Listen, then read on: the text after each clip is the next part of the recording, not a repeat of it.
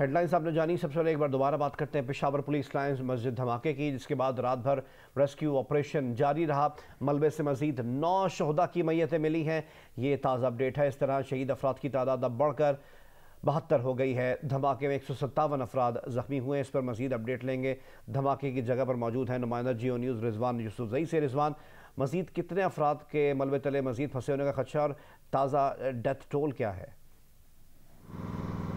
जी देखें, गुज़िश्ता रोज़ 1:15 पर होने वाला पेशावर पुलिस लाइन की मस्जिद में धमाका, और जिसके बाद सबसे बड़ा मसला यहाँ पर ये आया कि जब मस्जिद की जो छत है वो नमाजियों के ऊपर गिर गई। यानी धमाके के बाद वो लोग जो दूर थे या जो बच चुके थे धमाके से, तो उनके ऊपर आकर छत गिर गई। उसके बाद जो है 1:30 से रेस्क्यू 112 है उनका ऑपरेशन जारी है, जिसके तहत उन्होंने बड़ा एक माहिराना तरीके से इन्होंने यहाँ पर ऑपरेशन किया। जैसे कि जो ऊपर से छत गिरी हुई थी, उस छत को इन्होंने उसमें 5 जगह पर जो है वो सुराख किए, यानी एक दरमियान में, और जो बाकी जो 4 सुराख थे वो चारों कोनों के ऊपर किए। जिसके तहत फिर उन्होंने यहाँ पर एक लिस्टिंग वाला जो डिवाइस है वो इस जगह पर अंदर एंटर किया, इस जगह से पेनिट्रेट किया, और उसके अंदर अगर नीचे मलबे में जो लोग दबे हुए थे और अगर वो ज़िंदा थे तो उन्होंने अगर पत्थर को हिला दिया या कोई आवाज़ दे दी तो उससे इन्होंने डिटेक्ट करके वहाँ पर बहुत तरीके से स्लैब्स की कटिंग करके उनको उन ज़ख्मियों को निकाला, ताकि अगर तो ये हैवी मशीनरी एकदम से यूज़ करते तो उससे ये था कि वो अफराद जो नीचे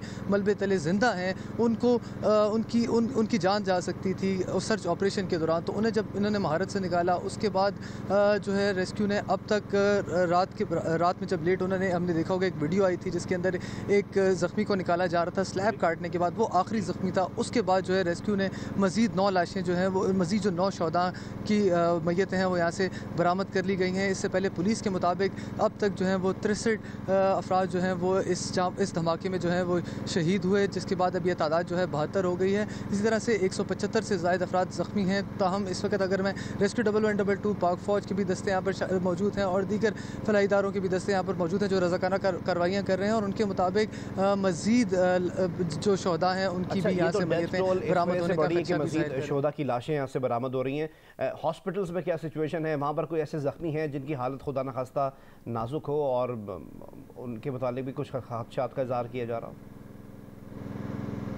जी देखिए, जिस तरह से आपने कहा कि मज़ीद यहाँ से इस वक्त 9 शहदा की मैयतें जो है वो बरामद हुई हैं, वो इसलिए क्योंकि यहाँ पर ऑपरेशन चल रहा है। पहले ऑपरेशन इसलिए सुस्त रवैये का शिकार था क्योंकि ये लोग चाह रहे थे कि जो ज़ख्मी अफराद हैं उन्हें बाहिफाजत यहाँ से निकाल लिया जाए, तो इस वजह से ऑपरेशन ताख़ीर का शिकार हुआ। और अब ये है कि जब रेस्क्यू 112 श्योर हो गए हैं कि यहाँ पर मज़ीद ज़िंदा अफराद नहीं है, तो उसके बाद से ऑपरेशन में थोड़ी तेज़ी आई और इस तरह से 9 जो शहदा की मैयतें हैं वो बरामद हुई।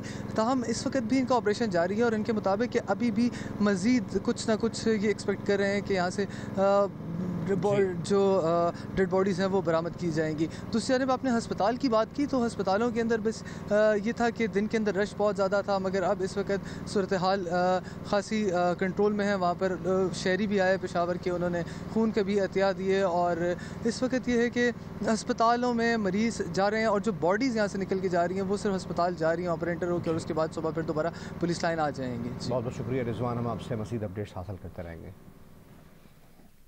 पुलिस लाइंस मस्जिद में धमाके के बाद रेस्क्यू कार्रवाइयाँ जारी हैं, जैसे कि नुमाइंदा जियो न्यूज़ रिजवान यूसुफजई में डिटेल्स प्रोवाइड कर रहे थे। रेस्क्यू 112 पेशावर के district emergency officer Naveed Akhtar का कहना है कि हतमी तौर पर नहीं कहा जा सकता कि ऑपरेशन कब तक मुकम्मल हो सकेगा। स्लैब्स को हाइड्रोलिक कटर्स की मदद से एहतियात से काटा जा रहा है ताकि अगर कोई अंदर फंसा हुआ है तो उसकी जान बचाई जा सके। सेंसर डिवाइसेस लगाकर जिंदा अफराद को चेक किया जा रहा है। अंदर सर्च एंड रेस्क्यू ऑपरेशन जारी है।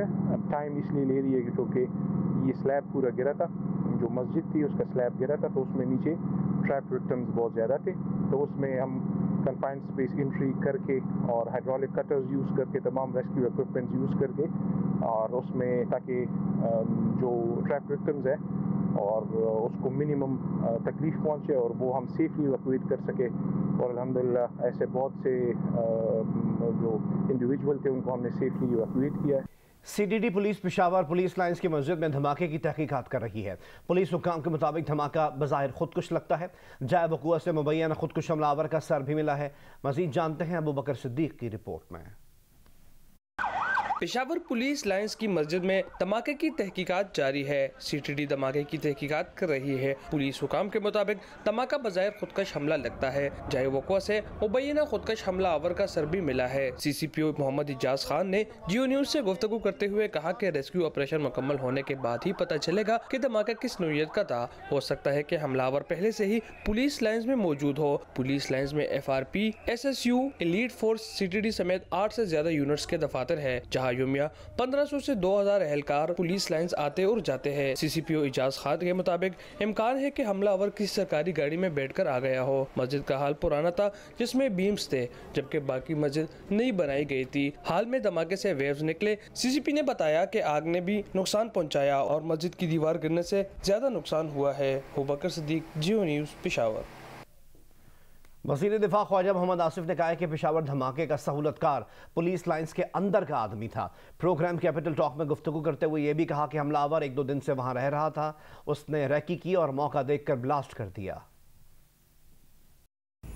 लाजमी तौर पे उनका ख्याल है कि अंदर कोई शख्स है जिसके साथ ये बंदा अलाइन था, उसके साथ कांटेक्ट में था और ये सामान जो है वो कहीं पहले छोड़ के आया वहाँ पे। ये इस वक्त तो एक क्या सर आई है ना, और ये वहाँ पे रहा है, उधर जाके रैकी की है। क्या तो यानी कि अंदर का जो आदमी है, फैसिलिटेटर को अंदर का, लेकिन ये बंदा जो बम्बार जो है ये बाहर से गया हुआ है। तो डेफिनेटली सिक्योरिटी ब्रीच है, इसमें तो कोई शक नहीं है। उसने ये तमाम मौका देख के अगली सफ़ में ये खड़ा था और वहाँ से इसने ब्लास्ट किया है। वफाकी वज़ीर दाखिला राना सनाउल्लाह का कहना है कि कलअदम TTP को हमारे एक हमसाया दोस्त मुल्क में महफूज पनागाहें मैसर हैं। वो वहाँ बैठ कर प्लानिंग करते हैं और यहाँ आकर बड़े आराम से कार्रवाई कर डालते हैं। जब कभी उन्हें महसूस होता है कि वो यहाँ महफूज नहीं है तो सरहद पार चले जाते हैं जहाँ उन्हें सेफ्टी हासिल है।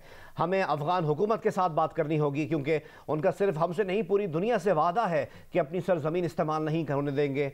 वफाकी वज़ीर दाखिला राना सनाउल्लाह का प्रोग्राम आज शाहज़ेब खानज़ादा के साथ में बातचीत करते हुए ये भी कहना था कि कलअदम TTP की सेटलमेंट की पॉलिसी गलत साबित हुई। ये समझना भी गलत था कि वो अफ़गान तालिबान से अलग हैं और हथियार फेंक कर ख़ुद को आइन और कानून के ताबे कर देंगे। अब इसकी मुखालिफ पॉलिसी अपनाई जा रही है जिसमें कामयाबी हर कीमत पर होगी।